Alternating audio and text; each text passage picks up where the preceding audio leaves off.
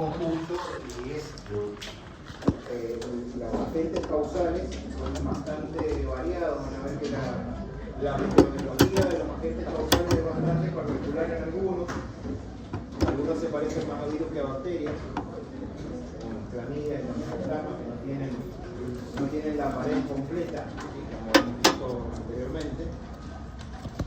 Y no solamente comparten que la vía de transmisión sea la sexual, o la que se imaginen, sino que además algunas se transmiten en forma vertical, lo más doloroso y lo más costoso para esa familia, y para el sistema de salud también, y además como materiales cortopulsantes y también a través de transfusión, todas las vías que implican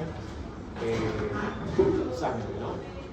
Que haya una ruptura o discontinuidad de alguna de las barreras inmunes naturales. Fíjense entonces, vamos a ver, Neisseria, clamidia, mycoplasma, treponema pallidum, causal de la sífilis, Haemophilus ducreyi, que lo vamos a ver mejor más la semana que viene, porque pega más con el tópico de la semana que viene, que son bacterias con requerimientos nutricionales especiales, así que lo vamos a ver mejor. Vamos a ver el género Haemophilus aparte. Y la Klebsiella granulomatis, que la Klebsiella ya les debiera sonar, chicos. ¿Qué género es? El género Klebsiella era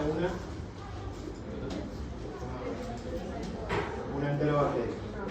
Pero la Klebsiella granulomatis tiene alguna otra característica biológica, bioquímica distinta. Pero acuérdense que dentro de este grupo tiene las infecciones virales, los protozoarios y las infecciones fúngicas. Ahí hay dos errores. Candida albicans no vendría siendo un agente causal de infección de transmisión sexual.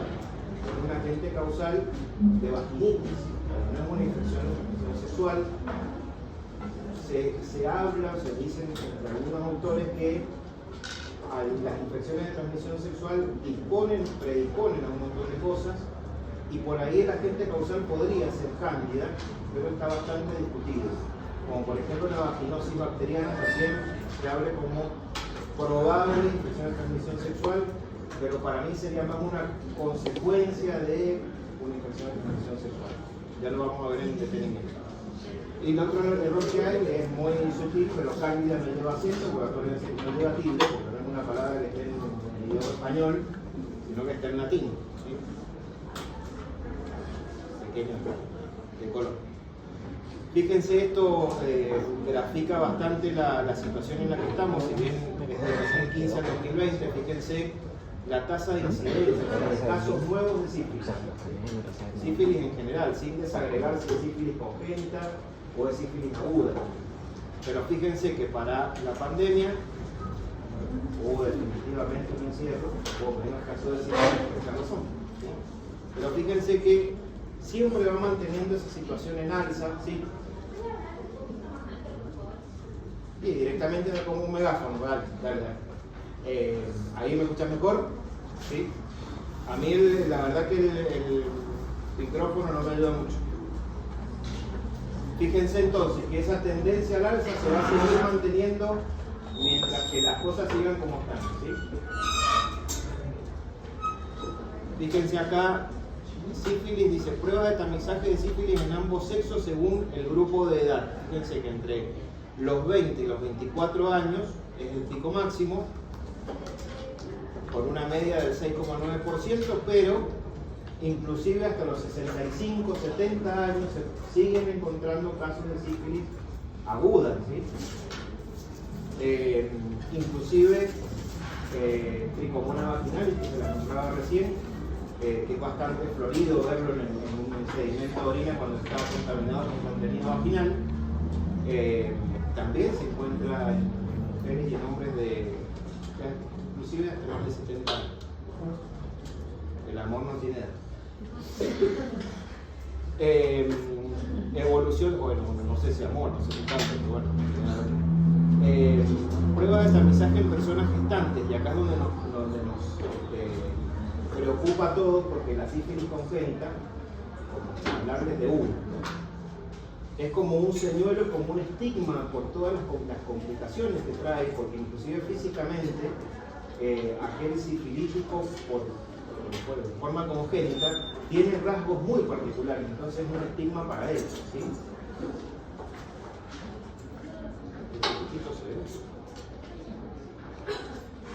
¿A qué se debe esto? A que la mayoría, ¿a qué viene esto? ¿A qué se debe? En realidad, les quería recordar que en la primera clase vimos una influencia, ¿de acuerdo? Acá se aplica perfectamente, porque lo que vemos para arriba son las manifestaciones más bruscas y más toscas que tiene la infección de transmisión sexual. Si las infecciones de transmisión sexual fueran un poquito más demostrativas, digamos, en cuanto al periodo agudo, se diagnosticarían más. O sea, podemos decir hoy por hoy que las infecciones de transmisión sexual están subdiagnosticadas, y sobre todo en las mujeres. ¿Por qué? Porque si no, por ejemplo, nos enfocamos en la sífilis, el chancro sifilítico, que es la puerta de entrada del treponema, está en el glande, en el surco anal prepucial, en los testículos, en la boca, alrededor del ano, o sea, perianal, pero inclusive en el recto, y en la mujer suele estar inclusive hasta en el endocervix o en las paredes de la vagina. Entonces, como es una lesión que no pica, no duele, no arde, no nada, pasa totalmente desapercibida, ¿sí? Entonces, en el iceberg, ese supuesto que tenemos en la cabeza, los casos que vemos son pocos y están representados ahí las infecciones de transmisión sexual de los masculinos. En cambio, en los femeninos está la gran masa de cosas que no se ven, ¿sí? Ahí vamos a ver que cada infección de transmisión sexual tiene clínicas totalmente distintas, ¿sí? Trazando un paralelismo entre, por ejemplo, el treponema pálido, o sea, la sífilis, que no pica, no duele, no arde, no se ve. En contraposición tenemos el chancroide o chancro blando, que es causado por Haemophilus ducreyi, que es el que les decía que vamos a ver la semana que viene, que sí pica, sí duele, sí arde, pero también tiene forma de chancro, entonces se llama chancroide. Entonces, en Mendoza es muy difícil, yo no he visto nunca un chancroide, pero en el norte, donde las condiciones climáticas sí se dan más para que crezca Haemophilus ducreyi,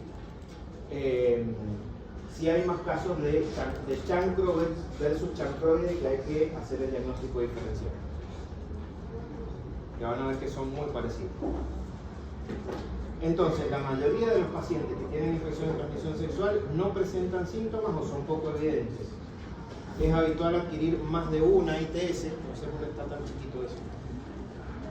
Pueden afectar a las personas rápidamente porque no dejan protección. El tratamiento debe incluir los y las contactos sexuales, y eso depende también un poco del nivel de compromiso que uno tenga de, cuando le es diagnosticado una infección de transmisión sexual, contactarse con las parejas sexuales para advertirlos de la situación en la que están, que se hagan la prueba de HIV, que se hagan las pruebas de infección de transmisión sexual que en todos los centros de salud y hospitales se ofrecen todo el tiempo. Entonces, eso es una cuestión de compromiso social de cada uno. Y obviamente esto trae prejuicios, problemas de pareja y rechazo social. Por lo que el caso más típico, el que les decía, de la sífilis congénita con todas sus manifestaciones tan evidentes. Entonces, entramos al género treponema. Los treponemas, el único treponema no es el treponema, el único treponema en cuanto a género y especie, el treponema pálido es más importante, pero es una espiroqueta, por decirle, porque tiene forma de espiral. Pero hay otras espiroquetas que son del género Leptospira y Borrelia, que tienen otros cuadros clínicos no relacionados con las infecciones de transmisión sexual, ¿sí? Nuevamente les pongo la sistemática, digamos, de la denominación para que ustedes vean dentro de qué fin, clase, orden, familia, género y especie están.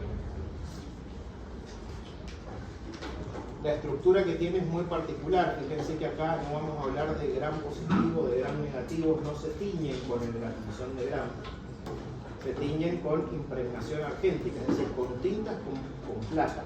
¿Sí? Fíjense la estructura que tiene una fibrilla axial, que es todo eso toda esta partecita más gris que se ve acá, que es la que le da un poco de estructura un poco más firme a la bacteria. Y fíjense que tiene la forma de sacabocado, ¿sí?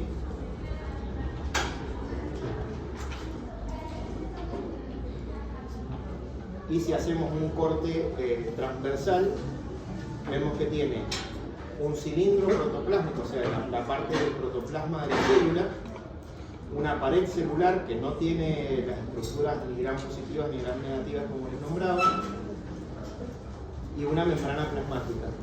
¿Sí? Y eso le da esa estructura, además la estructura es importante que la tenga para poder penetrar en el tejido, que no necesariamente tiene que ser tejido que esté lastimado, pueda el mismo treponema tener esa forma y facilitarse esa acción de sacabocado que tiene como un sacacorcho, ¿sí?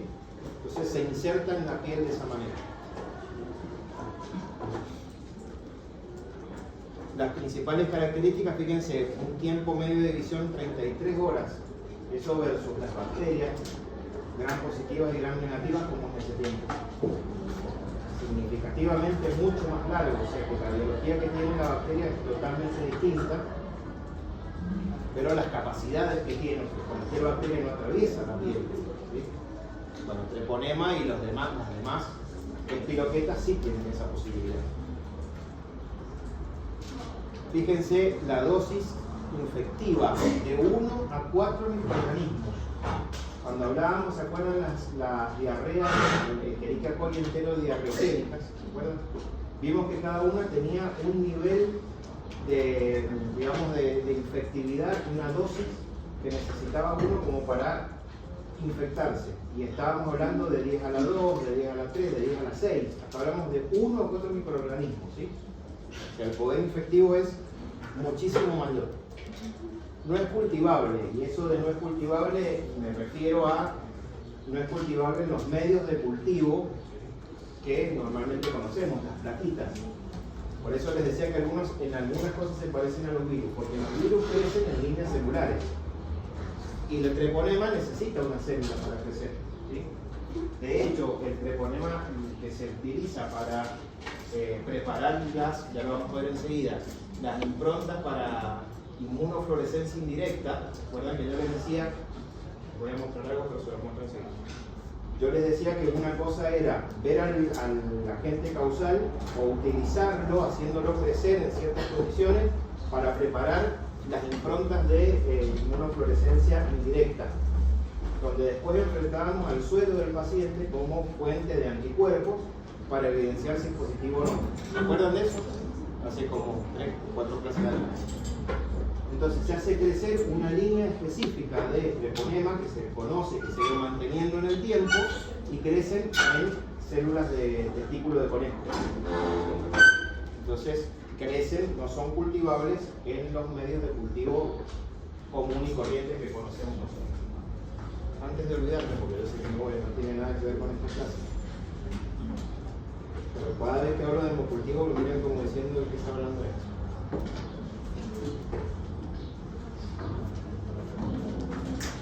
Estas son 2 botellas de hemocultivo, nos vamos a salir un poquito del tema, si no me olvido. Están vencidas, por eso las tengo aquí. Este es un hemocultivo manual. En los dos se inocula sangre, ¿sí?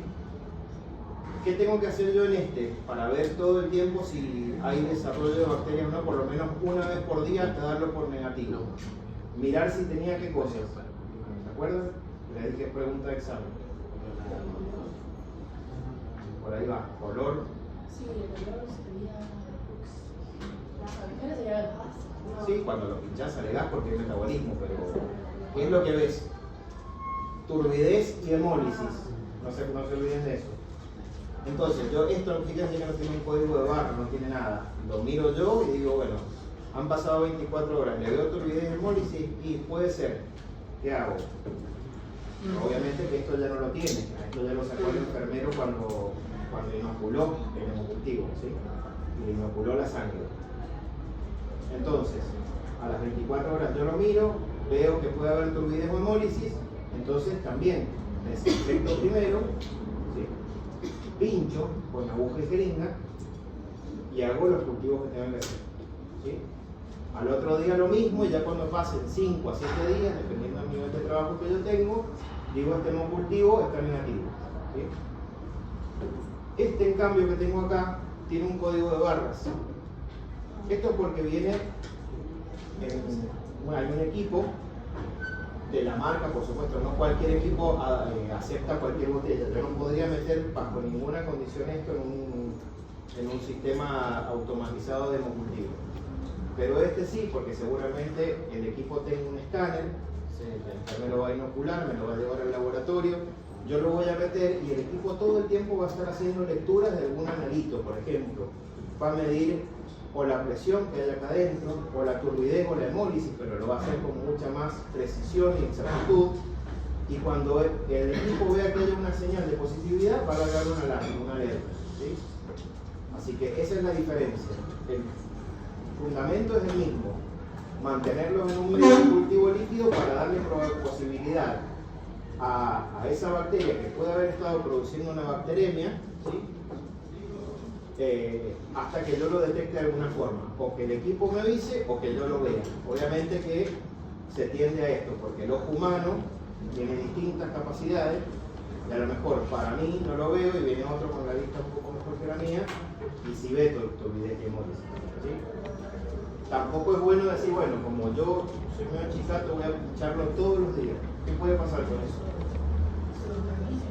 Que se contamine, y yo voy a terminar informando una bacteremia y en realidad va a ser una pseudobacteremia, porque quizás hasta yo mismo le inoculé algo cuando lo pinché, o el mismo enfermero cuando lo inoculó con sangre. Que se rompe el glóbulo rojo, se hemoliza. Entonces normalmente, ¿qué vas a ver? Después de 24 horas que vos no lo estuviste moviendo, todos los glóbulos rojos sedimentados acá. Cuando haya hemólisis, quiere decir que la bacteria actuó sobre la pared del glóbulo rojo, sobre la membrana, no la pared, perdón, y lo rizó. Vas a ver un color rojo un poco más. Exactamente, ¿sí? Turbio, porque esto cuando se alimenta en los glóbulos rojos puede dejar un líquido, o sea, la sangre no tiene nada que enturbie, salvo que haya una bacteria de por medio. Entonces, si veo turbidez, yo lo miro así, fíjate que tiene cierta. A ver, tiene error. Es transparente, digamos.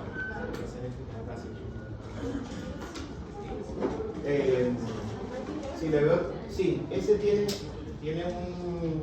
Adentro tiene un imán. No, tiene un imán a propósito. Porque a la vez, este tiene ¿qué practicidad tiene además el sistema automatizado hemocultivo?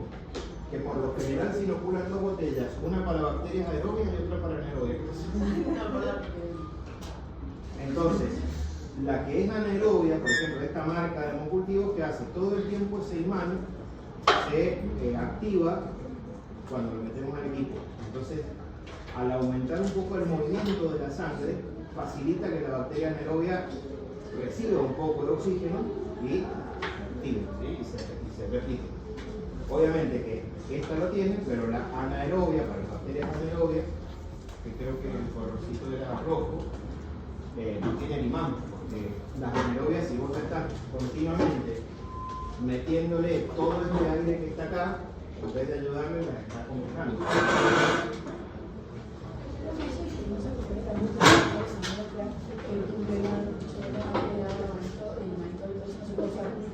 Sí, pero ¿cuándo lo vas a usar?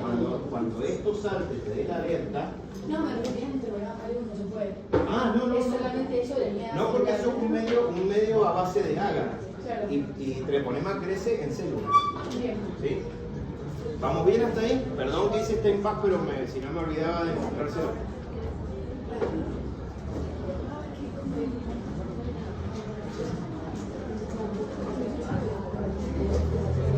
Sigamos. Vemos un recreo de infecciones de transmisión sexual. Fíjense que entonces alcanza, como les decía recién, alcanza los tejidos subepiteliales a través de la pérdida de la continuidad no evidente en la piel. Eso discutido.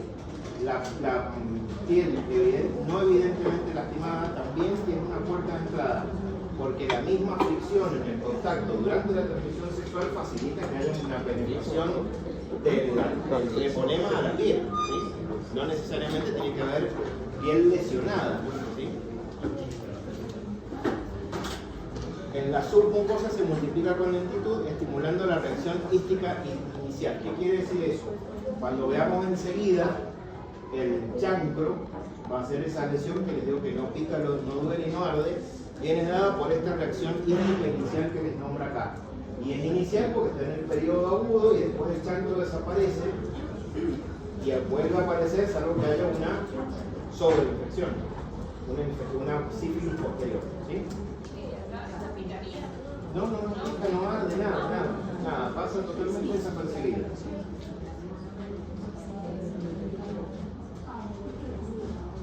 Nada, en absoluto. Eso sí, el diagnóstico diferencial entre chancro y chancroide es importante.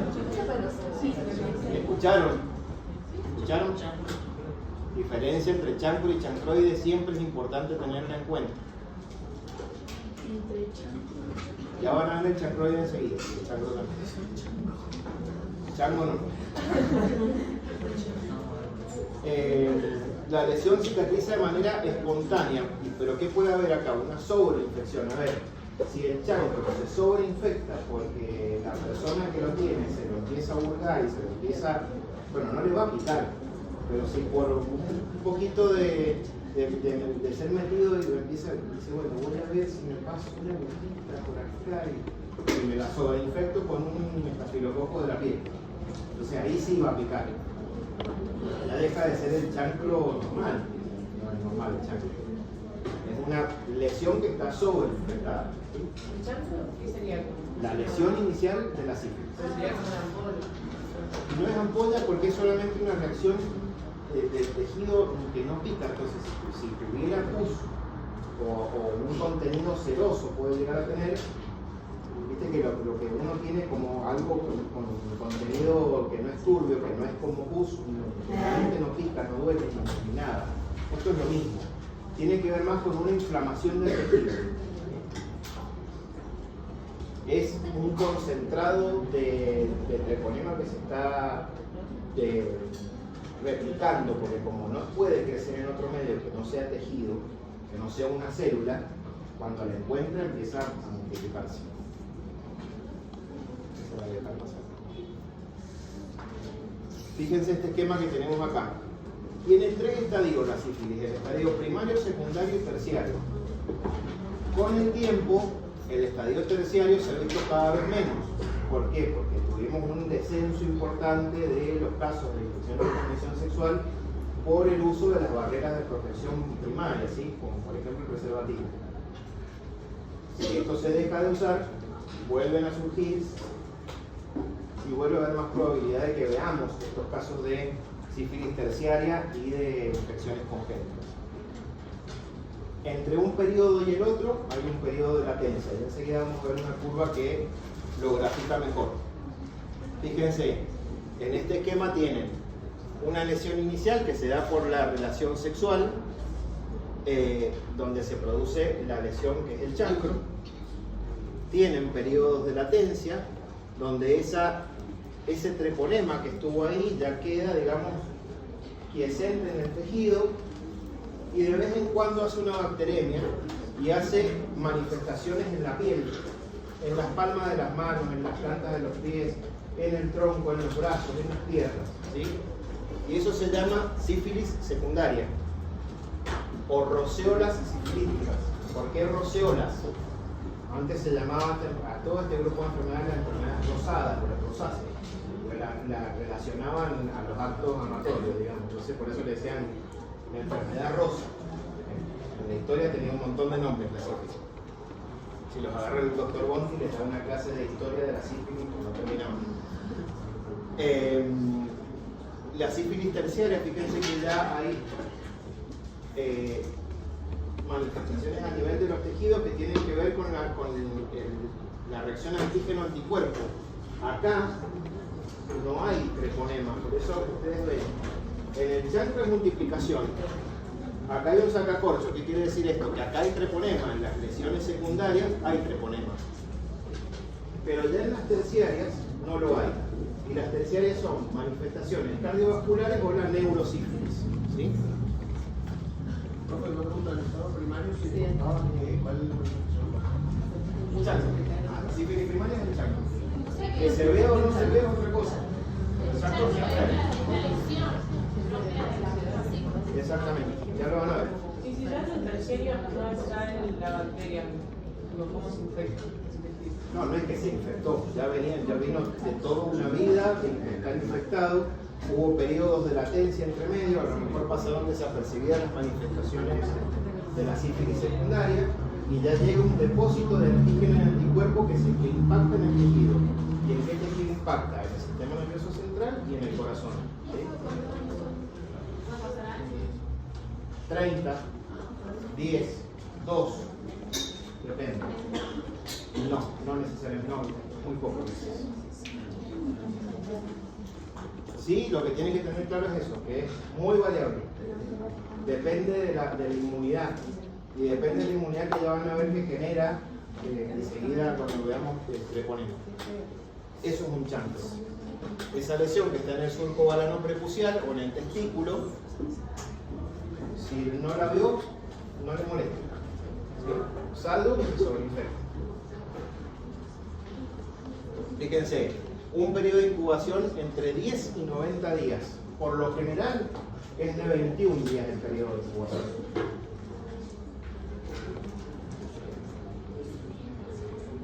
Fíjense que al principio comienza como una fase un poco más serosa, donde vemos una especie de pápula, pero después inmediatamente se ensancha y llega a esa característica no serosa, tengan siempre claro, no genera pus ni absolutamente nada, salvo que se sobreinfecte. Que difícilmente se sobreinfecta porque inmediatamente se cicatriza. Ustedes vieron que cuando ya el nivel de replicación del treponema disminuye, se cicatriza sola.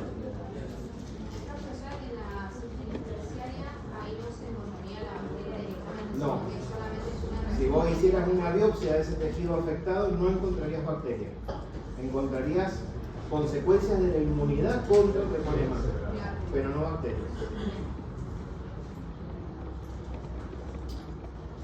Fíjense, ahí tienen un chancro en el cervix. Mucho más difícil ver ese chancro que verlo en el surco balano prepucial. ¿Sí? El al lado un chancro escrotal. Ese ya está casi cicatrizándose. No, se está cicatrizando. Esa es una mujer que ustedes no crean que tuvo suerte, porque está en los labios, está mucho más evidente que la reciente lo tenía en el cervix. Tuvo suerte de que apareció bien el chancro. Es decir, que el chancro, ¿qué representa? La puerta de entrada del treponema. Por ahí entra un treponema. ¿Sí? Porque con su forma de sacacorcho, ¿sí? Y atravesó la piel.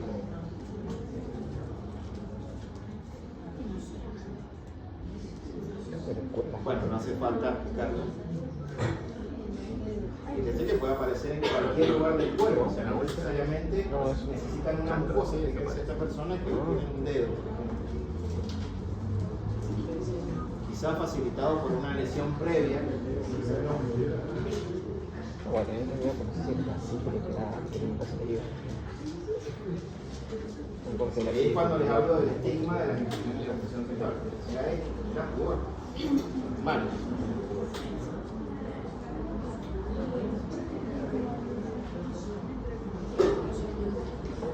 El 25% de los pacientes no tratados desarrollará síntomas entre las 4 y las 10 semanas posteriores a la aparición del chancro. Y ahí que aparecen las formas eritematosas, digamos que son las roceolas epilíticas, que acuérdense, En las roceolas, aunque por ahí no fue el lugar de entrada del treponema, sí hay treponema, ¿sí? Porque viene una bacteremia, o sea, un periodo de bacterias en sangre, y llega a los tejidos y se demuestra de esa forma. O sea que quizás en la mujer en la que pasó desapercibido el chancro, hay que prestar atención a la aparición de la roceola sifilítica.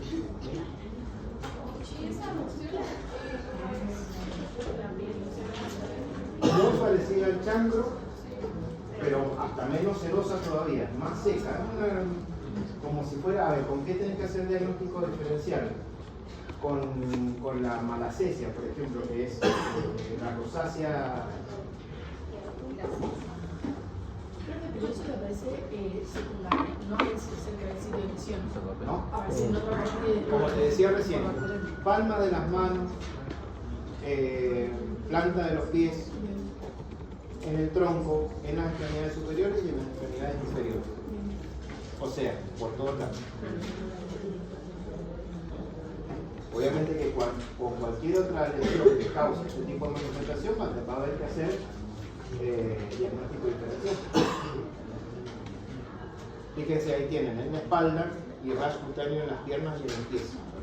Fíjense las plantas de los pies de esa persona. Ahí tienen más casos. Todas esas son roceolas sifilíticas, a ver que son parecidas al chancro. Sino que estas que están acá abajo en la mano ya parecen estar cicatrizándose.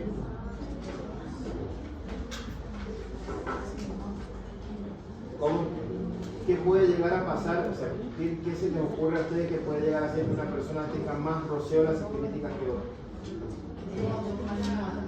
Por ejemplo, y acuérdense que todas las infecciones de transmisión sexual, si quieren, se transmiten en un paquete completo.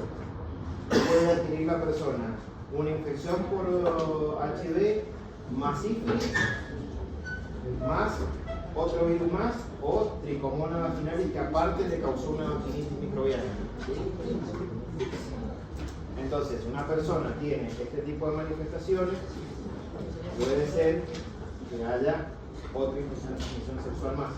Por eso cuando uno va a los centros de salud, a los hospitales, como les decía recién, se llaman CEPAT, Centro de Prevención, Asesoramiento y Testeo, se hacen las cuatro serologías juntas para hepatitis B, hepatitis C, sífilis y HIV.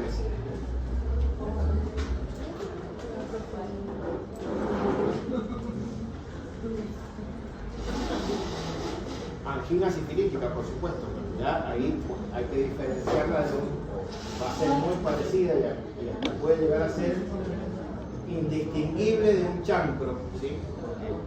Puede ser una única lesión. Puede causar alopecia también si esa roceola sifilítica impacta en un lugar donde haya cuero cabelludo.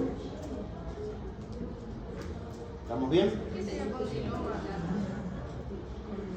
El condiloma es para diferenciarlo del condiloma acuminado. Gato quiere decir que es chato. Del condiloma acuminado que produce el virus del papiloma. Por la puerta de entrada o por la manifestación de sífilis, ¿no? O sea, depende de la inmunidad del paciente, como te decía recién. Se puede dar lo más común, lo más frecuente, esto tenganlo en cuenta por ahí por la maldita múltiple opción que le dice ¿cuál es el lugar más frecuente de manifestación? No, de la sífilis secundaria, estamos hablando de la sífilis del periodo secundario. Palmas de las manos, plantas de los pies, tronco, extremidades y espalda. En donde sea la puerta de entrada, si la relación sexual ha sido oral, basta en la boca. O no se vio y estuvo ahí. Profe, ¿puede repetir las partes del estadio secundario? Palmas de las manos, plantas de los pies, tronco y extremidades. Sí, tronco. Secundaria. Primaria es la puerta de entrada. Que no necesariamente, como vimos una foto de un chancro en un dedo, que es la puerta de entrada, por el dedo. Sífilis tardía, como les decía recién, entre 2, tiene que ser el lapso, entre 2 y 40 años. O sea, un mundo, entre algunos casos y otros. Se manifiesta por la afectación de diferentes órganos y parénquimos. En la sífilis terciaria, fíjense, las lesiones en los huesos, que es el taben dorsal, y los gomas no son las gomas, son los gomas. En la piel, fíjense que podría llegar a ser bastante parecida a la sífilis secundaria, pero ahí no hay treponema. Esto es una complicación por la inmunidad contra. ¿Sí? Es un tejido cicatrizante. No, ya estuvo demasiado tiempo como para hacer algo impresionante. Pobre, pasó desapercibido, o era un indigente, o era una persona que no se importa. No siempre, porque esas manifestaciones dependen de la inmunidad de cada persona. Sí, tiene mucha inmunidad, genera mucha químicamente se va a expresar.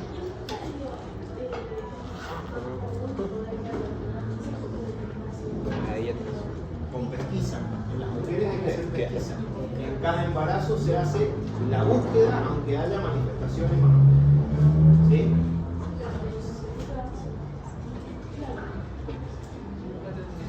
Nunca te enterás. Por eso también se hace pesquisa, por ejemplo, en las trabajadoras sexuales, con cierta frecuencia, o por cualquier persona que manifieste que quiere saber. Esto es una ley de 2020. Cada 6 meses. Depende de las prácticas sexuales de cada uno. Si uno mantiene prácticas sexuales con una misma persona, no necesariamente, pero la otra persona está en uno creerle o no creerle. Entonces hay que hacer un hábito de eso, justamente. Te quiero mucho, pero bueno, de vez en cuando me hago el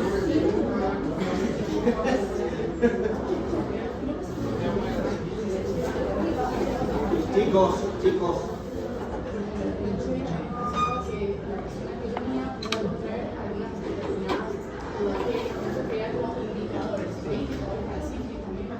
La sífilis no genera una depresión del sistema inmune, porque no utiliza el linfocito TCD4 positivo como si lo utiliza el virus del HIV.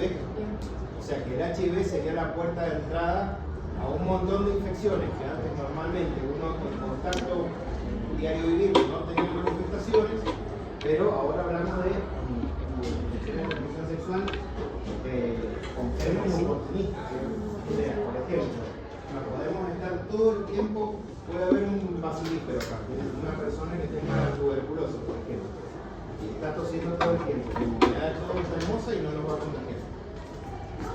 Si hay alguien HIV positivo con menos de 400 linfocitos TCD4 por milímetro cúbico, que es el nivel que se toma como basal para decir que estamos hablando ya, dejamos de hablar de cero positividad y nos metemos en SIDA, es muy probable que sí lo contagien.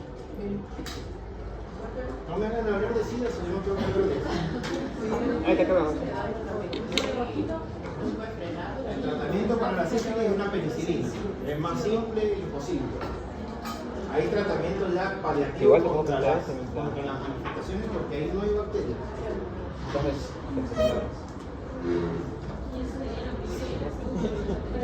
Exactamente. Esto es muy importante, el diagnóstico de sífilis. Hay pruebas treponémicas y pruebas no treponémicas. Cada una tiene su valor. Porque todos son, obviamente, primero vamos para atrás, me voy a retroceder un poco. Hay métodos directos y métodos indirectos. El método directo, ¿qué es lo que sería? Que vamos a volver a buscar el agente causal. Esa es la forma de decir. En el método directo se busca o se trata de evidenciar el agente causal. En un cultivo por una infección urinaria, porque hago un cultivo y multiplico la bacteria un montón. En este caso, porque quiero ver el treponema. ¿Cómo lo puedo llegar a ver el treponema? Les dije que no se tenía con la adquisición de Gram, se tenía con divisiones agénticas. La otra forma es verlo en un microscopio de campo oscuro, que yo se los mostré cuando vimos métodos directos o indirectos. Era como el negativo, ¿sí? Y los métodos moleculares. Es decir, yo tengo la lesión, hago un raspado de la lesión y multiplico el ADN bacteriano en una reacción en cadena polimerasa. ¿Se acuerdan que también lo vimos? Utilizábamos un bichito que soportaba altas temperaturas, sus enzimas que producían la topoisomerasa desdoblaba a 197 grados. Entonces multiplicábamos un montón un segmento de algún gen de, en este caso, el treponema pálido. ¿Vamos bien? ¿Es una lesión? Imposible hacer método directo. Ah, el método directo, perdón, sí, estamos en Claro. Ahora, los métodos indirectos sí, los subdividimos en las pruebas no treponémicas y en las treponémicas. ¿Qué quiere decir no treponémica? En la no treponémica no estamos buscando una reacción antígeno-anticuerpo específico contra el treponema. Pero en la infección se genera otros anticuerpos, antifosfolípidos, por ejemplo, anticardiolipina, que pueden ser hasta por la misma lesión, o sea, son todas estructuras que están en la piel. Entonces, hay anticuerpos anticardiolipina, o inclusive se dice que la anticardiolipina puede venir de la misma estructura del treponema, pero que está, o sea, que no podemos llegar a especificarlo como treponema. Cuando hablamos de treponémico, hablamos de anticuerpos contra estructuras antigénicas típicas del treponema pálido. ¿Vamos bien o se lo dice el libro?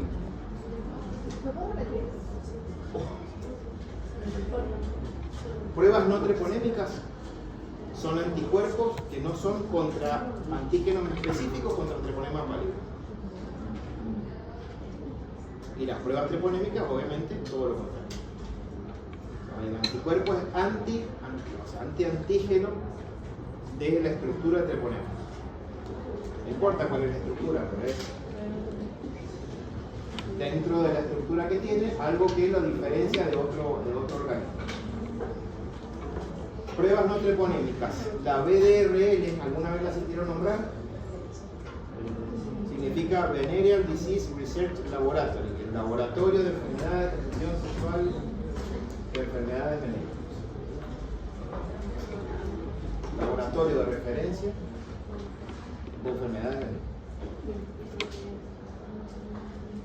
La USR o la RPR. La BDRL es la versión primaria de aquel antaño, que el reactivo se preparaba en el acto, y ahora la RPR, la USR, perdón, USR quiere decir que es sin calentamiento, ¿sí? Y la RPR que se hace en placas. Ya vamos a ver unas fotos. Mientras que las pruebas treponémicas son la aglutinación de partículas, o TPPA, treponema pallidum, aglutinación de partículas. TPHA, treponema pallidum, hemaglutinación. Microhemaglutinación, la que está al lado. El FTA-APS, que es un nombre específico que tiene la inmunofluorescencia contra el treponema pallidum, inmunofluorescencia indirecta. Los enzimos inmunoanálisis y los ELISA, eso mismo. Y las pruebas rápidas en punto de atención, que son las que hacemos normalmente en lo que les digo yo en los centros de asesoramiento y testeo para la infección de transmisión sexual, que son inmunocromatografías. ¿Qué es una inmunocromatografía? La que se hace, por ejemplo, una subunidad beta cualitativa. ¿Se acuerdan que las vimos también? Ya las vamos a ver enseguida. A las manos. ¿Qué información nos da cada uno? La prueba treponémica va a dar positiva toda la vida. O sea, alguien se infecta de sífilis y toda la vida va a dar positivo por aquella vez primera, cuando tenía 18 años que se fue de joda y se infectó. ¿Sí? En cambio, las no treponémicas sirven para ver el nivel de afectación, digamos, de la infección. O sea, una infección temprana puede llegar a un título mucho más alto que una infección un poco más alejada, y nos sirve a la vez para evaluar el tratamiento. Una persona con sífilis tiene que hacer tratamiento cada un mes hasta negativizar o hasta que el título de la BDRL se mantenga en el tiempo, ¿sí? Lo más probable es que se mantenga en un título muy bajo de 2 diluciones o 1 dilución. Entonces, cada una tiene lo suyo. De algo va a servir que a esa persona infectada le hagan la prueba treponémica si ya se infectó antes. Le va a dar positiva siempre, ¿sí? Fíjense acá, este algoritmo. La prueba no treponémica lo van siguiendo, ¿eh? Si la prueba treponémica da no reactiva, descarta la sífilis, si no hay clínica compatible. Ahora, si han visto un chancro hace un tiempo y les llamó la atención, quizá el título de la BDRL ya decayó, pero los anticuerpos antitreponémicos sí están un poco más altos. Entonces, si no hay clínica compatible, no pasa nada. A la embarazada le hacen la BDRL una vez por trimestre, le dan no reactiva, no hay clínica compatible, se queda tranquilo. Ahora, hay prueba no treponémica reactiva, se hace una prueba treponémica. Si esa prueba es positiva, entonces confirma la sífilis, que es actual o es pasada, porque yo les dije que puede llegar a tener un chancro, pero ¿quién dice que no tuvo un chancro antes, que ya tuvo una infección anterior? Y la prueba treponémica le va a dar positiva toda la vida. ¿Se entiende, chicos, por allá atrás? ¿Sí? ¿Se entiende? Entonces, la prueba treponémica, ¿qué validez tiene? Chicas, ¿qué valor tiene la prueba treponémica? Bueno, la prueba treponémica entonces sirve para evidenciar la infección, ¿sí? Si la prueba treponémica da negativa, ¿qué pasa? Esto es una que reconoce anticuerpos no específicos para treponema pallidum, puede ser un falso positivo. Hay un montón de estadios proinflamatorios que hacen que la BDRL dé reactiva. Por eso yo les decía, ¿sirve la BDRL para evidenciar la infección? No, para evidenciarla sirve la prueba treponémica. Mucho más, por supuesto, si se vio el treponema en el chancro, ni hablarlo. Pero si estamos hablando en el contexto de una pesquisa de una embarazada que se está haciendo un control rutinario de un trimestre en particular, hay que hacerlo de esta forma. No nos podemos quedar con que la BDRL nos dio reactiva y la treponémica no nos dio. En este caso, ¿qué es lo que se hace? La muestra se deriva y se le hace otra prueba treponémica con otro fundamento distinto de todas las que le nombré recién y se desempata, ¿sí? O se queda tranquila o no. Porque puede ser que un método de positivo por su nivel de exactitud y de precisión, pero otro de no reactivo, ¿sí? ¿Vamos entendiendo cómo es la cosa? Sí. Con tinturas argénticas, con plata. Hay en algunos lugares del mundo que se hace, este es el algoritmo tradicional, se llama el algoritmo reverso.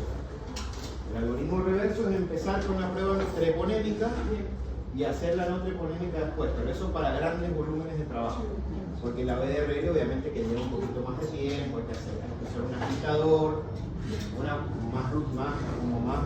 un poco más de trabajo. La otra es una monocromatografía, hacer contacto con el suelo y cómo nada.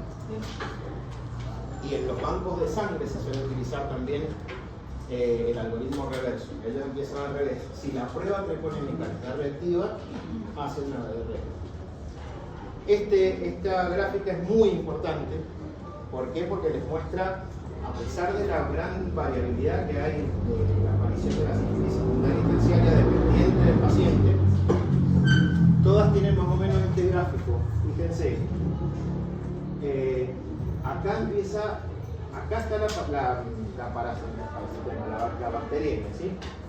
Acá es el lugar de la infección, se hace la bacteriemia y este tiempo entre que apareció el chancro con suerte y aparecieron las nociones sifilíticas hubo una bacteriemia de por medio y de acá en adelante se pueden empezar a ver las manifestaciones en piel, ¿sí?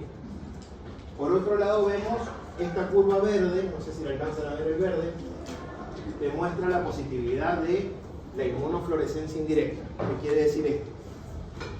Hicimos crecer los treponemas en el testículo de conejo, los pusimos sobre una impronta, al que lo pusimos en contacto con la muestra del paciente, que tiene anticuerpos contra el treponema pálido, y vemos que hay fluorescencia.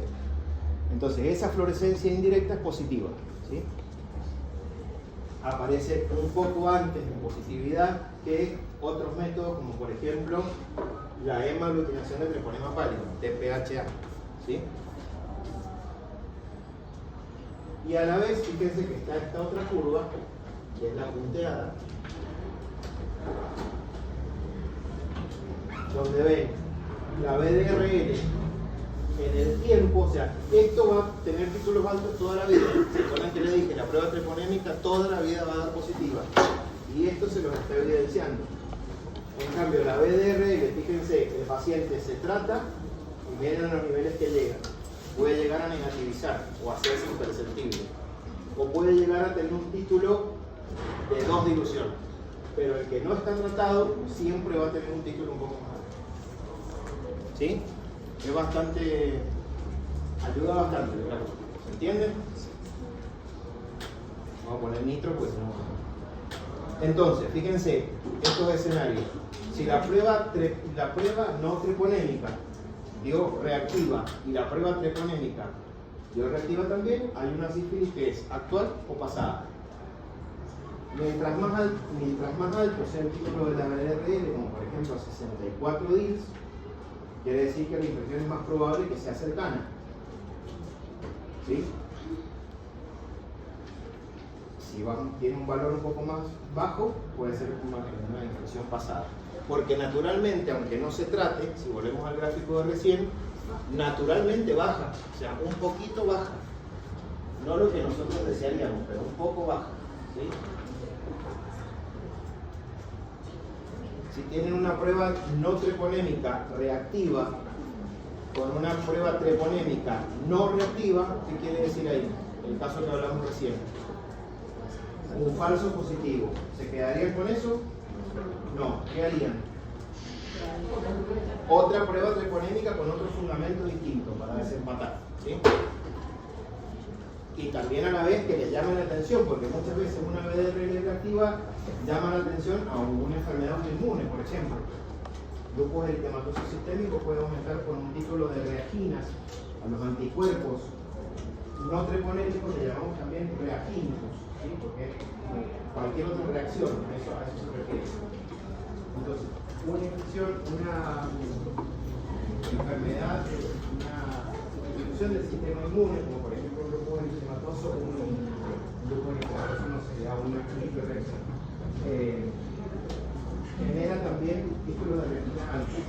Se les puede llamar la atención a empezar a estudiar al paciente por otra razón. ¿Sí? Sí. Y es relativamente común que la prueba no treponémica reactiva salga de falsos positivos. Que la prueba no treponémica de. Claro, que de falsos positivos. Sí, sí, es una situación que no es bastante frecuente. Sobre todo porque el embarazo también es un estadio proinflamatorio que normalmente puede hacer que las retinas aumenten. O hay otras infecciones, por ejemplo, la toxoplasmosis, que vieron que la toxoplasmosis, no sé si vieron todavía la toxoplasmosis con el doctor Mondo. También hay una ruptura de tejido, entonces también hay reginas. Entonces puede haber una interferencia ahí. Por eso, dentro de la pesquisa que se le hace a la embarazada, no solamente se hace sífilis, HIV, sino que también se hace toxoplasmosis, chaga. El otro escenario es si la sífilis, la prueba no treponémica es no reactiva, pero la prueba treponémica sí.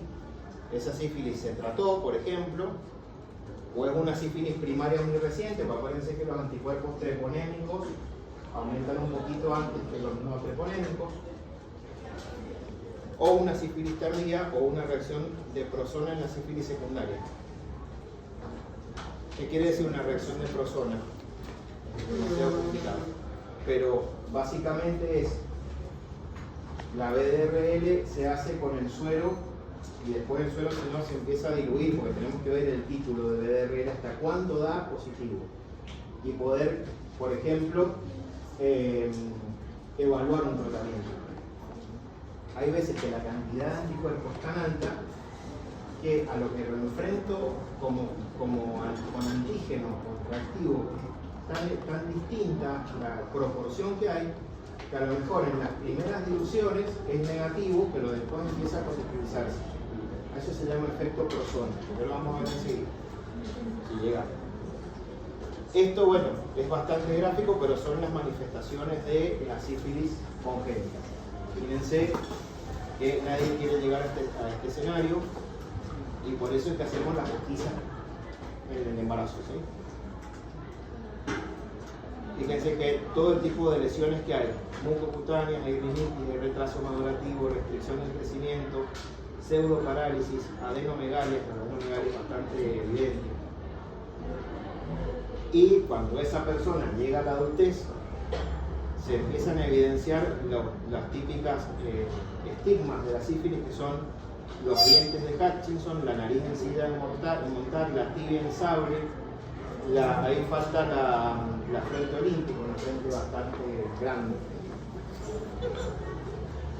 Y los comas. Acuérdense, cuando hablamos recién de la sífilis terciaria, hablamos de esas cicatrices, no cicatrices, sino manifestaciones por acumulación de antígenos y anticuerpos en los tejidos. En el enfermo por sífilis congénita en la adultez también pueden llegar a aparecer estas manifestaciones. Y acá llegamos a lo que les dije recién, el diagnóstico diferencial. ¿Por qué dice chancro luético? Porque antes de la sífilis se llamaba lues. Por eso estaremos diferenciando el chancro luético o el chancro sifilítico del chancroide. Primero el agente causal. Uno es Treponema pallidus, o especie pallidus, y el otro es Haemophilus ducreyi. Fíjense, el periodo de incubación, 21 días para el chancro, 3 a 7 días para el chancroide. El chancro suele ser único, pero puede que en una relación sexual aparezca una manifestación en el surco balano prepucial y en la boca, ¿por qué no? Entonces suele ser único. Y en cambio en el chancroide es varias manifestaciones, múltiples.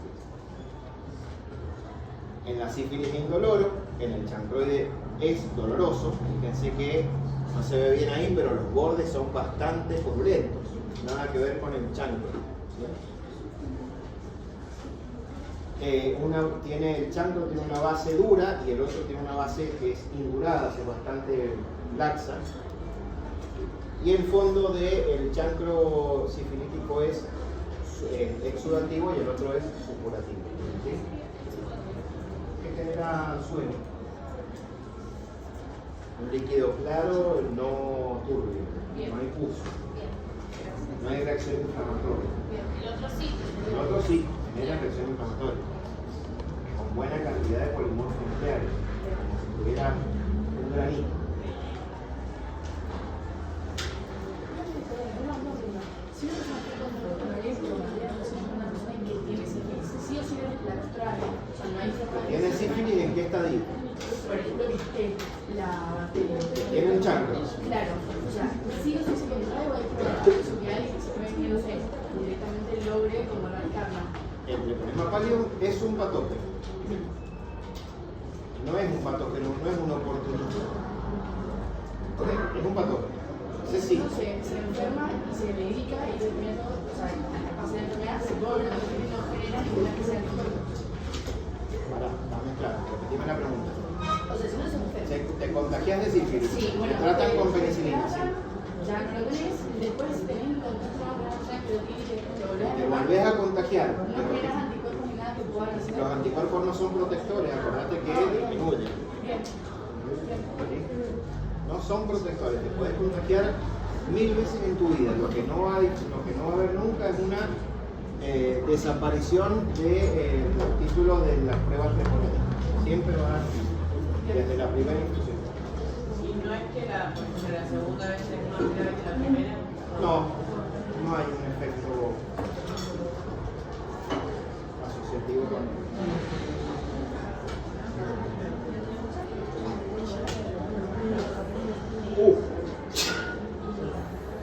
Neisseria. Acá sí nos volvemos a hablar más de bacterias, más como las que estábamos acostumbrados a ver la semana pasada. Son diplococos gram negativos. Hasta el momento solo habíamos visto cocos, o sea, han visto ustedes cocos gram positivos, bacilos gram negativos. Esto es un diplococo gram negativo.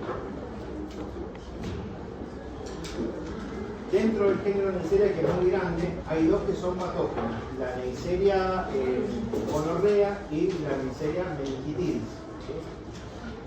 Tienen muchas características en particular, obviamente que tienen tropismo y clínica totalmente distintas. Tropismo me refiero al tejido que afectan. Uno es una infección de transmisión sexual y el otro es una infección de sistema intestinal.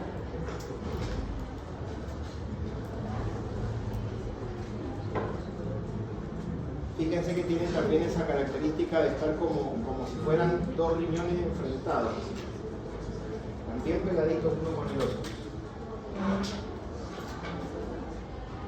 No poseen flagelo, o sea, no son móviles.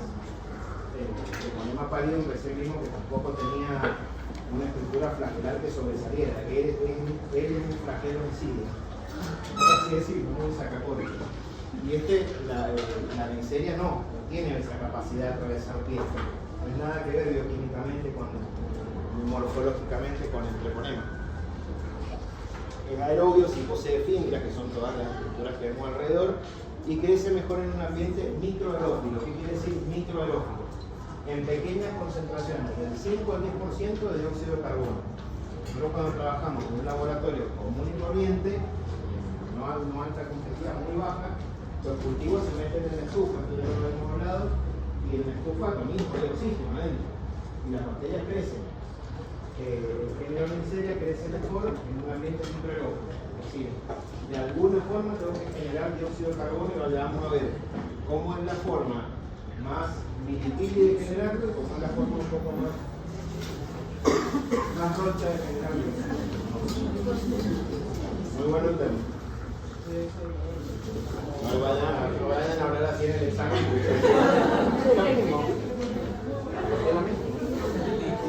¿Por qué me quedó tan chiquita la pila de arriba? No entiendo. Miren lo que es eso. Lo nombramos y se cohibió. Fíjense la estructura más típica que tiene como una bacteria. Es un gram negativo, por supuesto. Entonces tiene un lipopolisacárido, tiene fibras, tiene porinas. Tiene otras estructuras de la membrana que le hacen bastante características.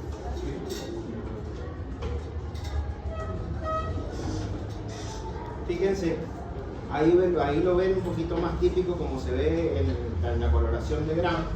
Fíjense que todas las células, digamos, y esto vale tanto para gonococo como para meningococo como Neisseria.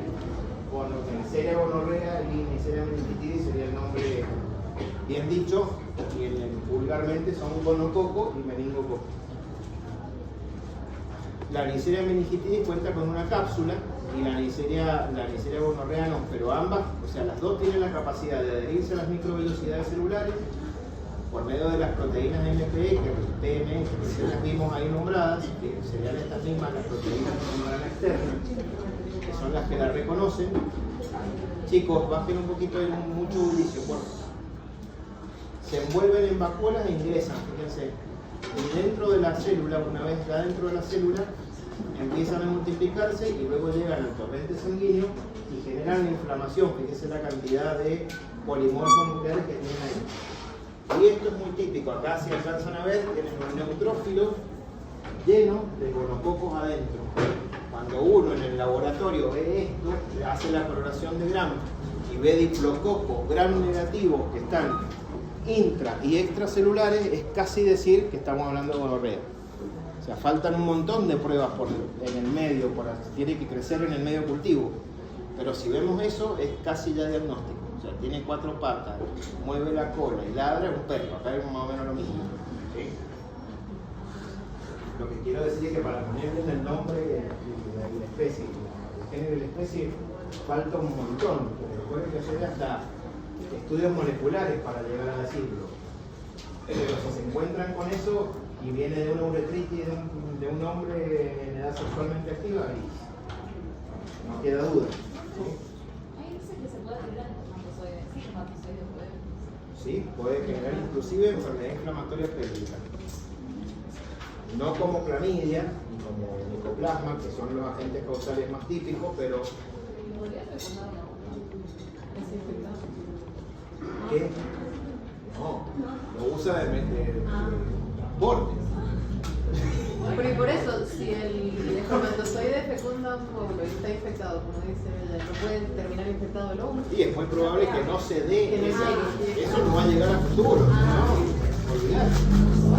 Imagínate, se tiene que cargar con semejante estructura ahí. Lo más probable es que cuando haya la intención, chicos, si hay intención de fertilidad, lo más probable es que una persona que tenga manifestaciones clínicas de infección de transmisión sexual no se lo haga.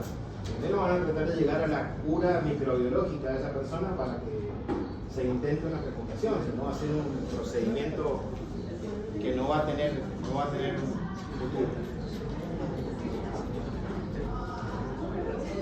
Fíjense que recién cuando hablábamos de, chicos, de las vías de transmisión de sífilis, se podía dar que fueran a través de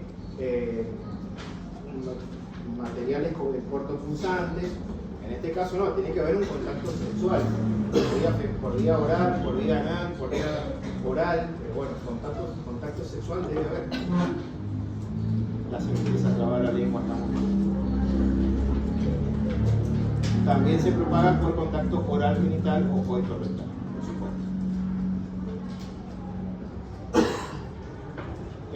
Lo típico es el caso de un paciente de sexo masculino que tiene una uretritis, que tiene mucha secreción uretral, es muy evidente. Entonces, en ese caso, nada que ver con la manifestación que veíamos en la sífilis. Pero sí podemos trazar el paralelismo con todas las infecciones de transmisión sexual. Va a ser mucho más difícil que una mujer pueda distinguir que ese flujo vaginal sea flujo normal, común y corriente, o sea una secreción genital, que es la inflamación que produce el gonococo, ¿sí? Eso es un caso típico.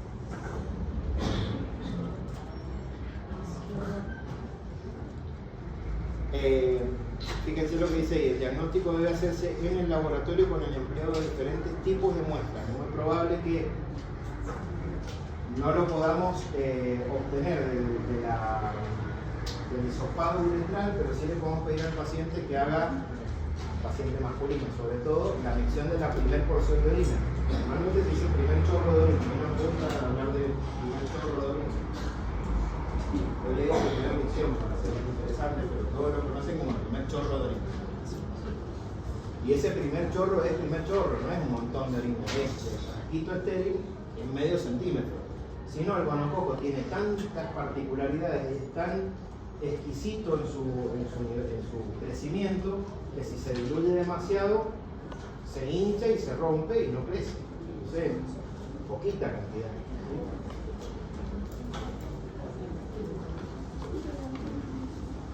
Entonces, ¿crece en medios de cultivo? Sí, pero crece en microaerofilia. Quiero mostrarles. Eso sería como vivir en la estratosfera, o no sé, en el hospital de clínicas en Buenos Aires, que lo conocí.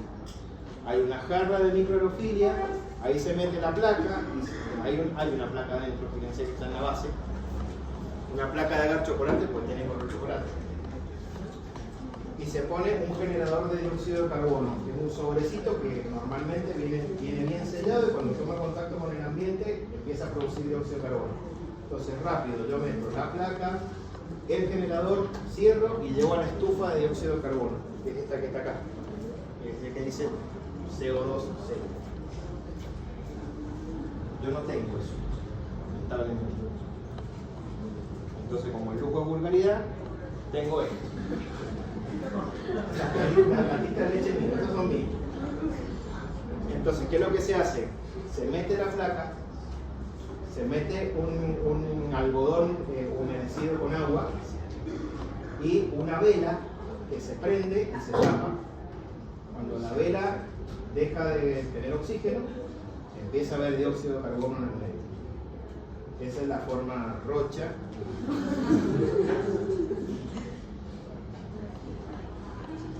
Y acá este gram que a mí me encanta, no sé si a ustedes les gusta o no, pero me encanta ver esto. O sea, me encuentro con esto, me encuentro con un neutrófilo lleno, pobrecito el paciente, ¿no? Pero me encuentro con esto y ya es prácticamente hacer un diagnóstico, ¿sí? Además, el que crece en el agar chocolate, como esas colonias que son un poquito translúcidas o grises, con mucha imaginación, dan la prueba del superoxol positivo y dan la prueba de la oxidasa positiva. O sea, esto, bajo un contexto clínico de uretritis, es prácticamente el diagnóstico. Eso como el padre Andrés. Superoxol. Yo les hablé de la prueba de la catalasa, ¿se acuerdan? O sea, desdoblar el peróxido de hidrógeno en agua y oxígeno. El género Neisseria tiene una capacidad de superoxol, o sea, tiene una catalasa mucho más potente, ¿sí?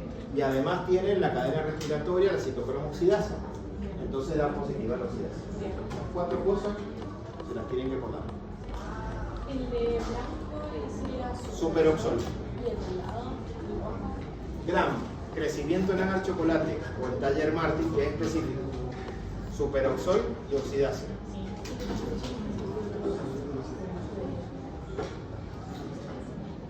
¿Qué otra cosa hay? La utilización de glúcidos, de hidratos de carbono.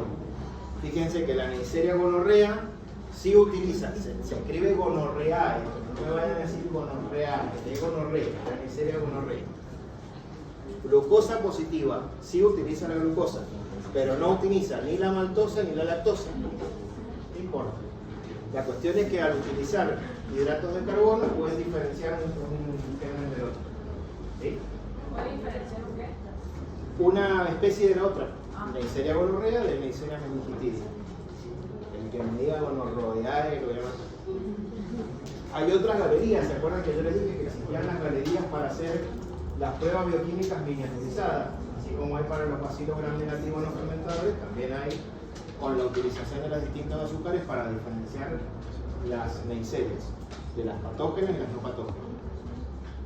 Hay reacciones antígeno-anticuerpo, fíjense que ahí se enfrenta la cepa problema con un anticuerpo anti-Neisseria que está unido a una partícula de látex que es de color azul. Entonces, si hay reacción antígeno-anticuerpo, se produce eso. Esa floculación, ¿sí? Y a la vez hay métodos moleculares.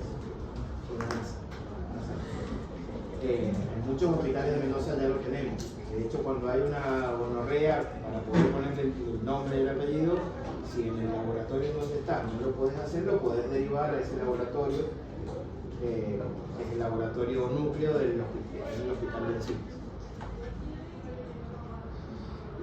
Y me faltó ponerles una que se las voy a mostrar la semana que viene, porque obviamente no vamos a terminar con la clase, faltan las clamidias y los micoplasmas, que son como un poquito más tranquilos.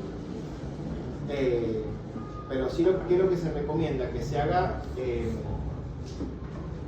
ustedes en el momento en el que estén con el paciente que detectan una uretritis, obviamente le van a dar un tratamiento combinado de ceftriaxona con acitromicina. Y ya van a ver la semana que viene por qué es combinado. Pero no pueden esperar a tener el diagnóstico del antibiograma para recibir de eso. Los hacen juntar la muestra, los hacen ir al laboratorio, le hacen el hisopado, juntan el primer chorro de orina, o le hacen el hisopado vaginal a la mujer, y tienen que llegar hasta la hidrocervix, porque nada sirve que se queden en la vagina, ¿no? Hay que poner un espejo. ¿Sí? Y hacen un antibiograma que sirve para el monitoreo, digamos, de la vigilancia epidemiológica. Quiere decir esto, que estamos todo el tiempo viendo el nivel de resistencia que hay en una zona geográfica determinada. ¿Qué es lo que se hace normalmente en una guardia? Se da ciprofloxacina. En Argentina ya desde el año 2014 tenemos 60% de resistencia a la ciprofloxacina en Neisseria gonorrea. O se le da la ciprofloxacina porque se supone que en un varón, esto ya lo hablamos la otra vez, un varón en edad sexualmente activa tiene una infección urinaria. ¿Es probable? Sí, pero ¿qué es más probable? Que tenga una uretritis, que tenga una gonorrea o una clamidia. ¿Sí? Entonces, el tratamiento de elección de antibióticos en la ciprofloxacina, no en la ciprofloxacina. Así que por el abuso que se ha hecho de la ciprofloxacina estamos como estamos. Y hasta acá dejamos. Bueno, la semana que viene entonces vamos a empezar desde ahí. Vamos a ver clamidia y micoplasma. Y si les ha quedado alguna duda, véanlo, mírenlo bien. Vamos a ver también a Hemófilo Ducrelli, que tampoco es tanto para verlo. Y así que véanlo, si tienen alguna duda, vuelvan a ver pruebas treponémicas, pruebas no treponémicas, a ver si les quedó claro para qué sirve una, para qué sirve la otra. ¿Sí? Y lo vemos lo repasamos la semana que viene. Ciprofloxacina. ¿Qué funcionó? 60% de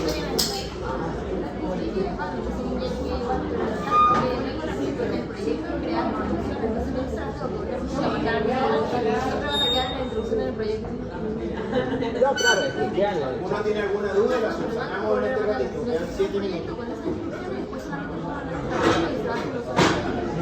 Pero se equivocan en la pasada. Ah, bien, o sea. Ah, bien, o sea. No, porque yo acá se seguridad digamos, y pues ya tenemos para.